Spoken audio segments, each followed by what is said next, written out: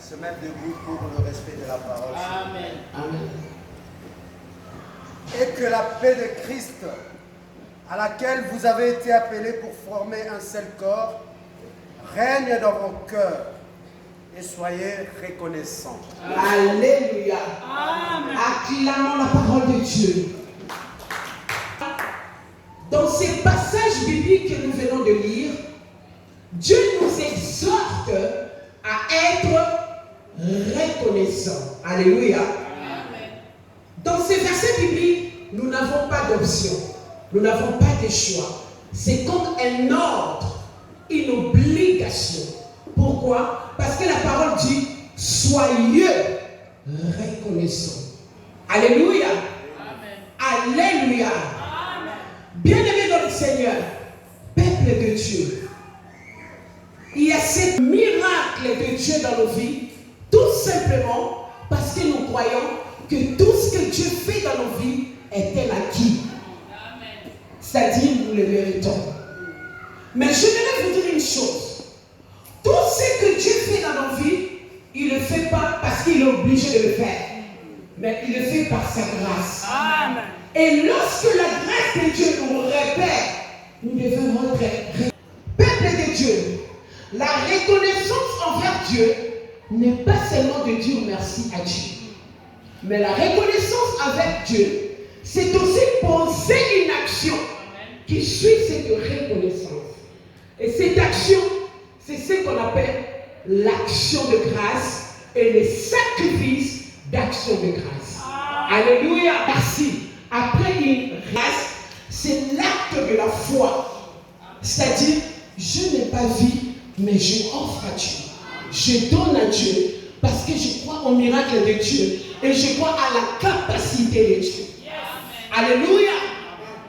Bien-aimés dans le Seigneur, la reconnaissance avec Dieu, c'est une prière exaucée. La reconnaissance envers Dieu nous ouvre les portes de bénédiction. La reconnaissance envers Dieu pousse Dieu d'agir davantage dans notre vie. La reconnaissance de Dieu nous fait entrer en alliance avec Dieu. Alléluia. Alléluia. Nous allons rapidement lire dans Luc 17, le verset 11 à 19. Luc 17, le verset 11 à 19. Luc 17, 11 à 19. Amen. Jésus se rendant à Jérusalem, tenant à distance, ils élevèrent la voix et dirent: Jésus, Maître, aie pitié de nous. Dès qu'il les eut vus, il leur dit: Allez vous montrer au sacrificateur. Et pendant qu'ils y allaient, il arriva qu'ils furent guéris. L'un d'eux, se voyant guéri, revint sur ce pas, glorifiant Dieu à haute voix. Il tomba sur sa face aux pieds de Jésus et lui rendit grâce. C'était un Samaritain.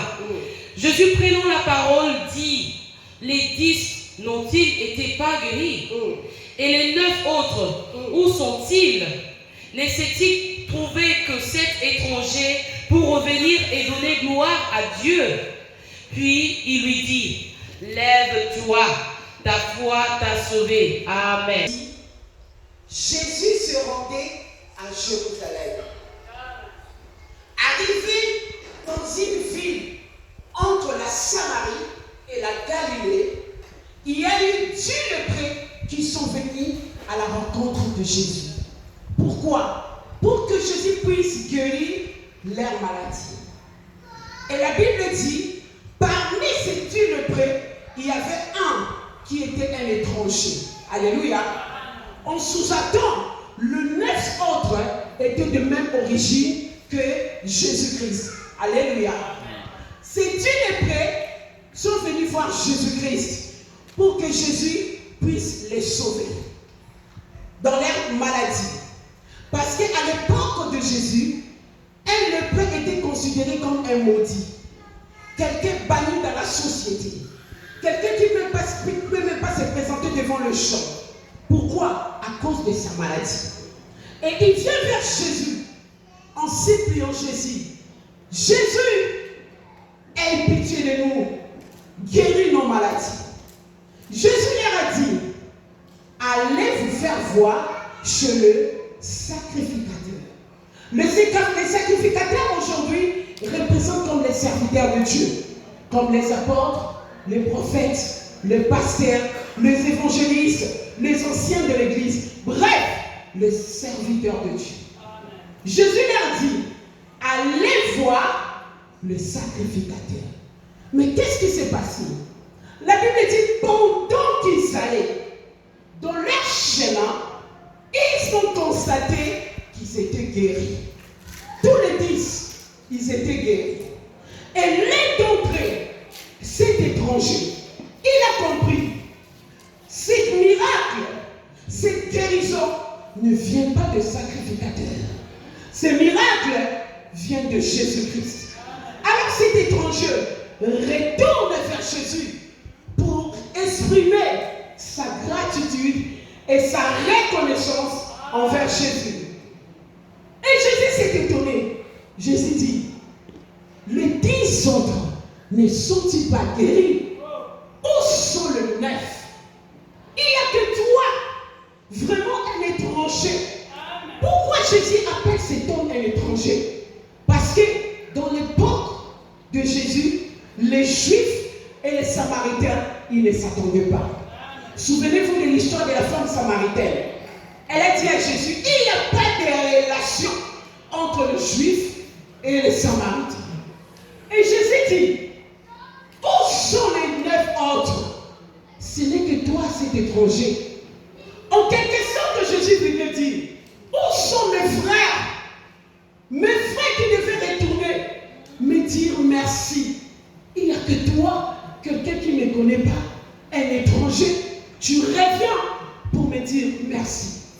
J'ai hâte de dire à quelqu'un cet après-midi, n'attends pas ta famille, n'attends pas tes proches, n'attends pas tes amis, n'attends pas ton entourage puisse reconnaître ta valeur. Dieu peut susciter des étrangers, Dieu peut susciter des inconnus, arriver dans ta vie et reconnaître ta vraie valeur. Alléluia. Jésus dit, où sont mes frères que je guéris?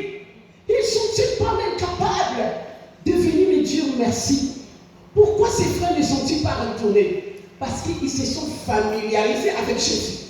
Ils comprennent que ça c'est notre frère. Voilà pourquoi des fois, lorsque maman Bible peut-être dit une prophétie, on ne prend pas sérieux parce que nous sommes familiarisés avec elle.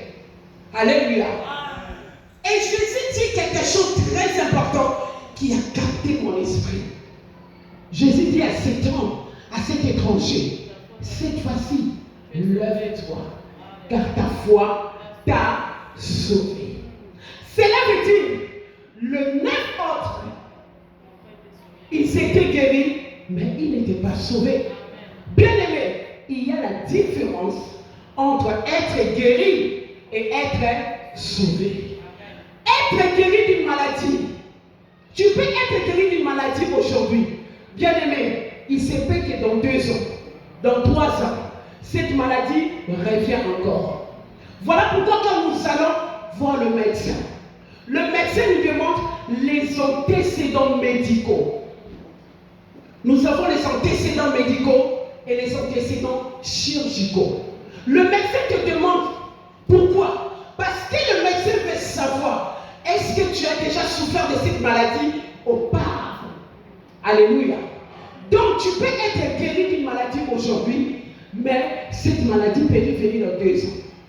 Mais être sauvé, cela veut dire quitter donc, sortir donc, c'est terminé, c'est fini. Alléluia. Donc cet étranger, non seulement il était guéri, mais il était sauvé. Oh my God. Pourquoi? Parce qu'il a été reconnaissant envers Dieu. Et sa reconnaissance l'a sauvé. Sa reconnaissance l'a ramené le salut. Alléluia. Bien-aimés, je voudrais vous dire, la reconnaissance envers Dieu peut vous programmer dans une grâce, dans une faveur dont vous ne méritez pas. La reconnaissance envers Dieu peut vous programmer dans une révélation, dans une action dont tu n'étais pas capable. Alléluia. Pourquoi? Parce que tu es reconnaissant envers Dieu. Amen. Amen. La Bible dit, cet étranger criait à haute voix, Jésus m'a sauvé, venez voir. Cela veut dire, cet étranger rendait les actions de grâce en témoignant. Alléluia. J'ai hâte à dire à quelqu'un cet après-midi, tout miracle, ça se proclame et ça se témoigne. Ah, quelqu'un ne m'a pas compris. J'ai dit, tout miracle, ça se proclame et ça se témoigne. Pourquoi? Parce que tout ce que Dieu fait dans nos vies, bien aimé, Dieu aime tirer témoignage. Dieu aime tirer honneur. Voilà pourquoi la Bible dit, dans 2 Timothée 1, le verset 8, n'ayez donc pas honte du témoignage à rendre à votre Dieu. Pourquoi? Parce que le témoignage, c'est une manière d'asseoir la divinité de Dieu chez les non-croyants. Alléluia. Des personnes qui ne connaissent pas Dieu. Pourquoi il nous est rapporté tous ces témoignages dans la Bible? C'est tout simplement pour que nous puissions comprendre que nous servons un Dieu qui n'a pas de limites. Le Dieu des possibilités. C'est lui qui appelle à l'existence des choses qui n'existent pas. C'est lui quand il dit oui, personne ne peut dire non. C'est lui quand il l'ouvre, personne ne peut fermer. C'est lui quand il élève, personne ne peut abaisser. Yoshua Mashiach, Adonai, il s'appelle Jésus-Christ. Alléluia. Donnez-moi un amen un peu vite, alléluia. Oh, votre façon de dire amen mon bête. Bravo, c'est que tu es malade. Bien-aimé dans le Seigneur. Et le manque de reconnaissance, on appelle l'ingratitude. Alléluia. L'ingratitude. Nous allons lire la Bible dans 2 Timothée 3, le verset 1 à 5. Oui. C'est pourquoi je t'en supplie, devant Dieu et devant le Seigneur Jésus-Christ, qui doit juger les vivants et les morts au moment de sa venue et de 2 son règne. Timothée à 5. Que, Voilà. dans les derniers jours, Sache que dans le dernier jour, il y aura des temps difficiles, Amen, car les hommes seront égoïstes, égoïste, amis de l'argent, ami de l'argent, vantards, vantard, orgueilleux, orgueilleux, blasphémateurs, blasphémateur, rebelles à leurs parents, rebelle à leurs parents, ingrats, ingrat, impies, impie, insensibles, insensible, implacables, implacable, calomniateurs, calomniateur, violents, violent, cruels, cruel, ennemis du bien, ennemi du bien, traîtres, traître, emportés, emporté, aveuglés par l'orgueil, aveuglé par l'orgueil. amis du plaisir plutôt que de Dieu. Alléluia.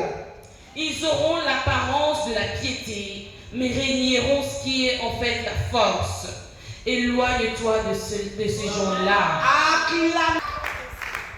La Bible dit, au dernier temps, les gens deviendront ingrats. Je prends ces mots. Ingrat parce qu'on parle de l'ingratitude. Cela veut dire, l'ingratitude est le signe de la fin. Alléluia. Alléluia. Celui qui n'est pas reconnaissant envers Dieu est totalement, automatiquement, un ingrat. Qui est un ingrat? C'est qui un ingrat?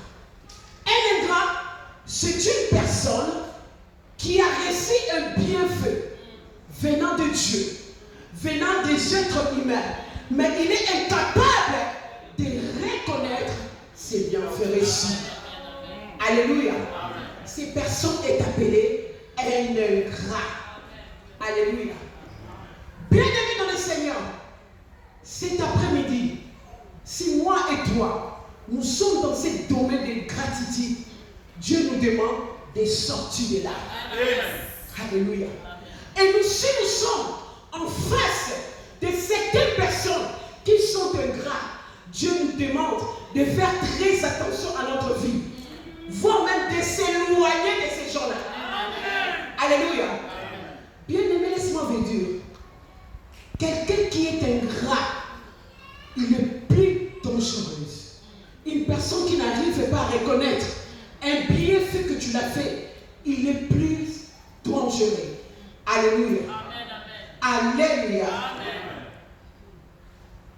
Aujourd'hui, bien-aimés, malheureusement, nous les chrétiens, nous sommes devenus des ingrats envers Dieu.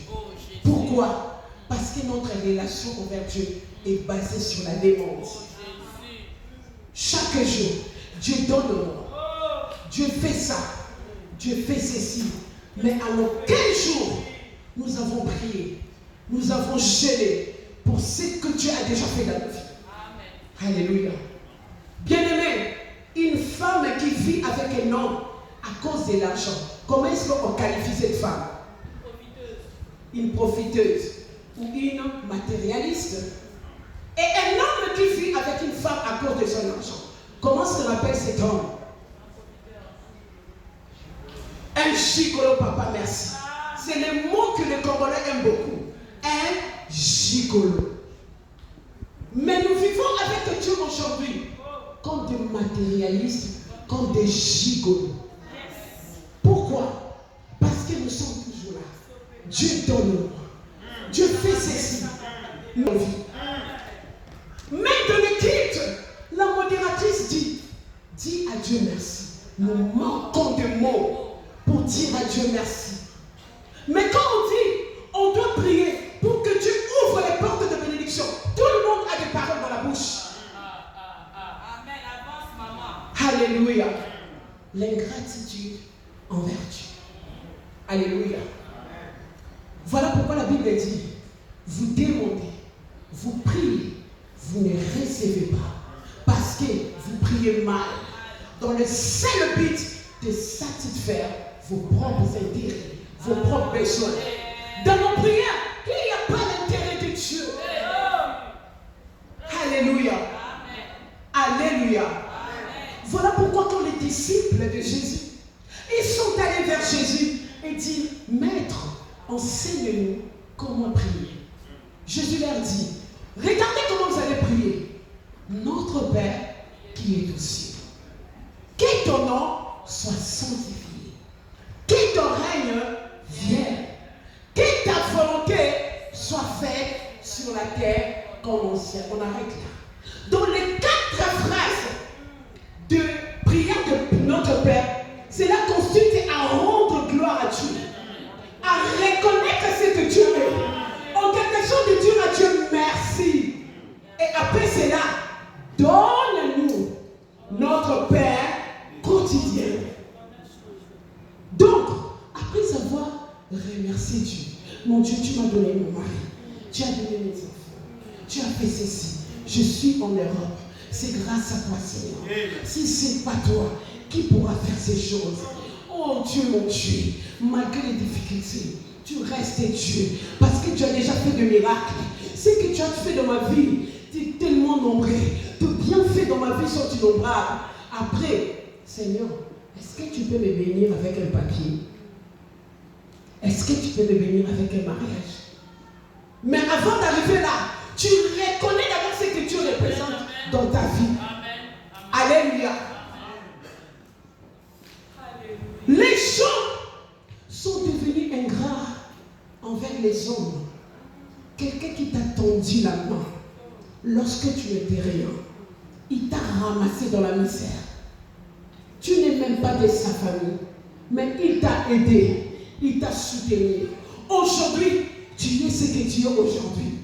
Tu es en Europe, mais tu t'associes, tu te lis avec les ennemis pour détruire cette personne. Tu te lis avec des personnes sans position. Aujourd'hui, ils sont ici, demain là-bas, le lendemain de l'autre côté, parce qu'ils courent derrière leurs propres intérêts.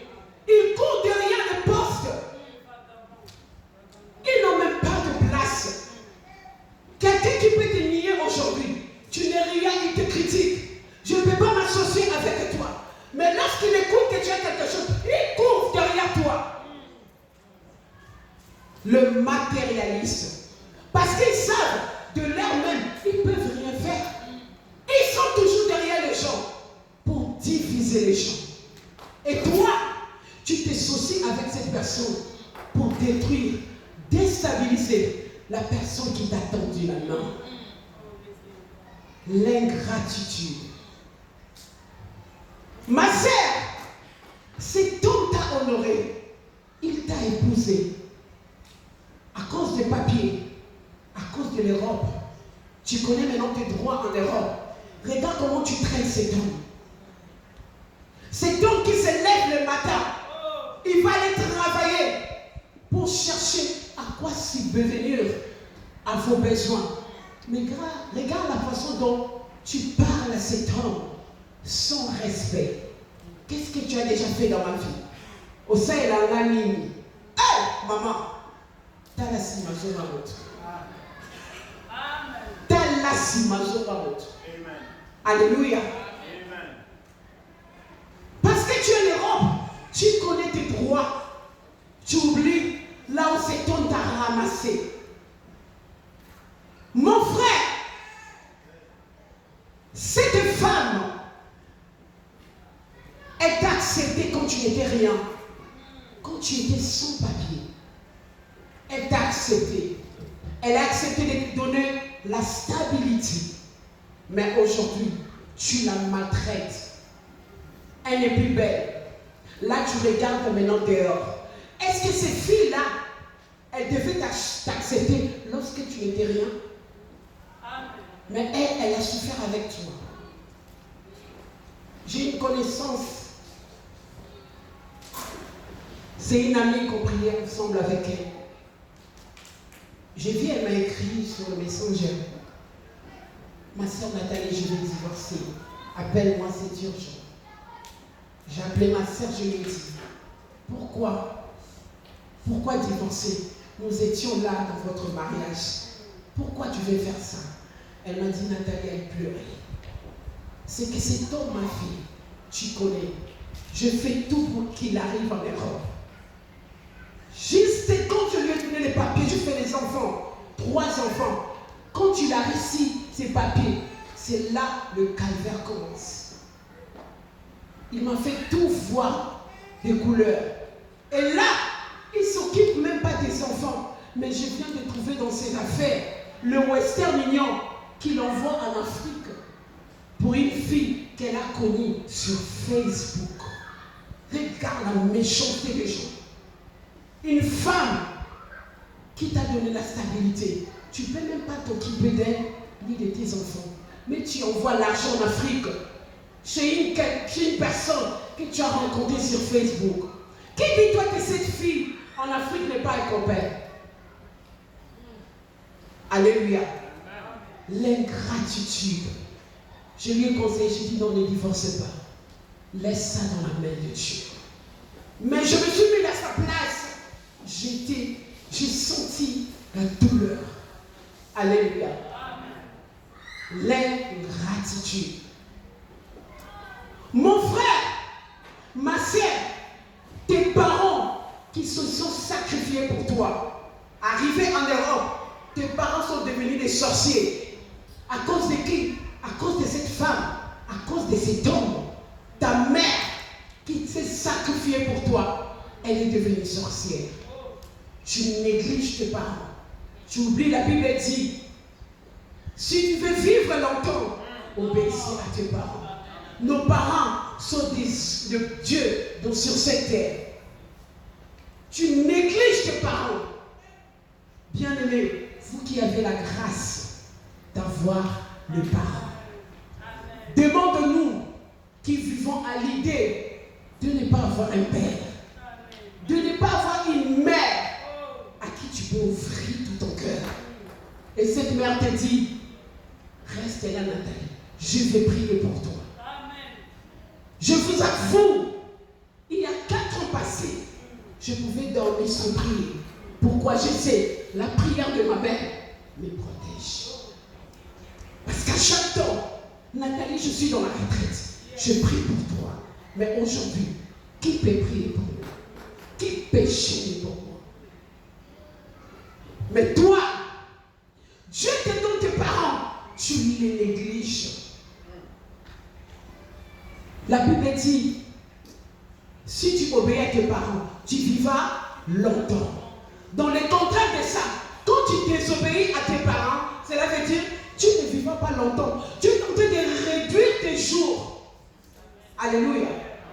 Mais quand tu bénis tes parents, est-ce que tu sais combien de miracles tu es en train d'encaisser? Le simple seulement aide que tu fais à tes parents. Ses parents te disent merci. Ils prient pour toi. Bien-aimé, c'est une bénédiction. Alléluia. Mais tu négliges tes parents. À cause de qui? De cette femme qui peut demain te dire que je ne veux plus. À cause de qui? De cet homme qui peut te dire que je ne veux plus. L'ingratitude envers les hommes. Alléluia. Quelqu'un peut me dire, maman Nathalie, comment je peux être reconnaissant envers Dieu? Parce que je vis dans la misère. Regarde ma situation. Depuis que je suis en Europe, je n'ai pas de papier. Je souffre. J'aimerais te dire, regarde l'œuvre de la croix. Amen. Alléluia. Amen. Il a quitté le ciel pour la terre des hommes, pour te sauver, toi et moi. Il a fait preuve de son amour par ses blessures d'amour. La Bible dit, c'est par ses meurtrissures que nous sommes guéris. Il a déchiré tout acte qui nous condamnait. Nous sommes pris dans des prisons sataniques parce que le Christ nous a affranchis. Alléluia. Bien-aimés, nous vivons dans un monde. Chaque mois, nous recevons les factures d'électricité, les factures de courant, les impôts, les taxes, les cantines scolaires. Mais aucun jour, je dis bien aucun jour, nous avons reçu le facture de souffle de vie. Dieu qui te donne ce souffle de vie, il peut décider de le reprendre. Il n'a ni conseiller, il n'a pas d'assistance sociale. Il fait tout selon sa propre volonté. Mais tu es incapable d'être reconnaissant envers Dieu. Alléluia. Bien-aimé dans le Seigneur, tes problèmes, ce n'est pas éternel. Tes problèmes sont passagers. Parce que Dieu peut décider en un clin d'œil de changer ta situation. Mais laisse-moi te dire, Dieu regarde le cœur. Dieu regarde le cœur. Si tu n'arrives pas à reconnaître ce que Dieu a déjà fait dans ta vie, comment peux-tu attendre que Dieu change ta situation? La Bible dit, si tu n'es pas reconnaissant dans le peu de choses, tu ne peux jamais l'être dans de grandes choses. Commence d'abord à reconnaître ce que Dieu a fait déjà dans ta vie.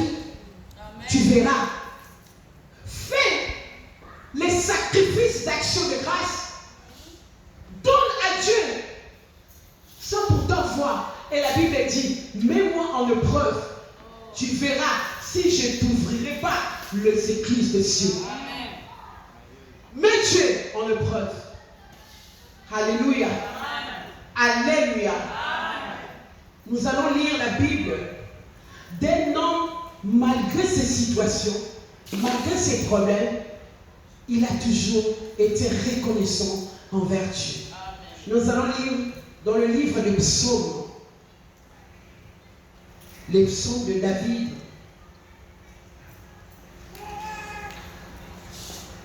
Psaume 23, le verset 1 à 6. Amen. L'Éternel est mon berger. L'Éternel est mon berger. Je ne manquerai de rien. Je ne manquerai de rien. Il me fait reposer dans de verts pâturages. Amen. Il me dirige près des eaux paisibles. Il me dirige. Il restaure mon âme. Alléluia. Il me conduit dans le sentier de la justice à cause de son nom. Il me conduit. Quand je marche dans la vallée de l'ombre de la mort, je ne crains aucun mal. Alléluia. Car tu es avec moi. Amen. Ta houlette et ton bâton me rassurent. Alléluia. Tu dresses devant moi une table. Amen. En face de mes adversaires. Amen. Tu enduis ma tête et ma coupe déborde. Alléluia. Oui, le bonheur et la grâce m'accompagneront tous les jours de ma vie et j'habiterai dans la maison de l'Éternel jusqu'à la fin de mes jours. David dit, l'Éternel est mon berger. David commence d'abord à reconnaître ce que Dieu représente dans sa vie. Il dit, l'Éternel est mon berger. Je ne manquerai de rien. Pourquoi David qualifie et identifie Dieu comme un berger? David qualifie Dieu comme un berger parce que lui-même, il était un berger. Dieu l'a ramassé derrière les troupeaux du brebis de son père. David sait comment la présence d'un berger sécurise, protège, fortifie les brebis. David connaît comment un berger est prêt à prendre des risques pour ses brebis. Le rôle d'un berger. Un berger a 3 rôles. Premièrement, un berger était conducteur de troupeaux. Il conduit les troupeaux là où il veut. Les brebis ne s'inquiètent pas parce que le berger est là. Le berger les amène dans un lieu sûr. Pourquoi? Parce que lui-même, il a déjà passé dans ses chemins. Il a vérifié. Il a vérifié. Est-ce qu'il y a des dangers? Est-ce qu'il y a quelque chose? Alors, il est rassuré. Il n'y a pas de danger. Il prend maintenant les brebis, il les amène dans un lieu sûr. Donc, quand David dit, l'Éternel est mon berger, David veut tout simplement dire, l'Éternel est mon conducteur. Alléluia. Deuxièmement, un berger est un pourvoyeur. Le berger pourvoit à ses brebis. Voilà pourquoi la Bible nous dit dans Philippiens, ne vous inquiétez de rien, il pourvoira à vos besoins. Donc quand David dit l'Éternel est mon berger, David veut tout simplement dire l'Éternel pourvoit à mes besoins. Et troisièmement, le rôle d'un berger. Un berger est un protecteur. Il protège les brebis quand il passe dans des épreuves, dans des situations dures, quand il y a un danger, le berger les protège. David lui-même a dit, quand les loups venaient pour prendre les brebis de son père, il pourchassait les ours jusqu'à arracher les brebis dans la gueule du loup. Alors David s'est dit, si moi j'ai vécu cette expérience en tant qu'un être humain, à combien plus forte, mon Dieu, alors l'Éternel est mon berger. Il dit, je ne manquerai de rien. Tu peux mettre le rien, tout ce que tu veux. Parce que l'Éternel est mon berger, je ne manquerai pas de mariage. Parce que l'Éternel est mon berger, je ne manquerai pas d'argent. Parce que l'Éternel est mon berger, je ne manquerai pas de travail. Pourquoi? Parce que l'Éternel est mon berger. David dit, il me dirige, il me conduit dans la vallée de l'ombre de la mort. J'aimerais dire à une personne aujourd'hui, toute difficulté, tout problème dans nos vies ne vient pas certainement du diable. Il y a des situations, lui-même Dieu, il te dirige, il te conduit dans cette situation, non pour te faire du mal, mais pour te donner un témoignage. Pour que tu sois un modèle pour les autres. Pour que tu sois un exemple pour les autres. David dit, il me dirige dans la vallée de l'ombre de la mort. C'est quoi la vallée de l'ombre de la mort? La vallée de l'ombre de la mort, c'est un lien d'incertitude, un lien de souffrance, un lieu où on se pose des questions, un lieu où on se demande, est-ce que c'est réellement cet homme que j'ai épousé? Est-ce que c'est réellement cette femme que j'ai épousée? Oui, c'est lui, c'est elle, mais tu passes juste dans la vallée de l'ombre de la mort. La vallée de l'ombre de la mort, c'est un lieu où on se retrouve avec beaucoup de dettes, mais sans rien dans nos comptes. La vallée de l'ombre de la mort. La vallée de l'ombre de la mort, c'est un lieu où on commence même à douter de notre foi. On se dit, est-ce que Dieu existe ou c'est seulement les histoires que nous lisons dans la Bible? Bien-aimé, si tu n'as pas passé dans la vallée de l'ombre de la mort, je viens te dire une bonne nouvelle, tu y passeras. Tout le monde passe dans la vallée de l'ombre de la mort. Même les serviteurs de Dieu dans la Bible ont passé dans la vallée de l'ombre de la mort. Jean-Baptiste est passé dans la vallée de l'ombre de la mort. Il s'est retrouvé en prison. Il peut te qualifier de quoi tu veux, mais ne te justifie pas. Alléluia. Jésus a montré ce dit, va leur dire seulement les signes.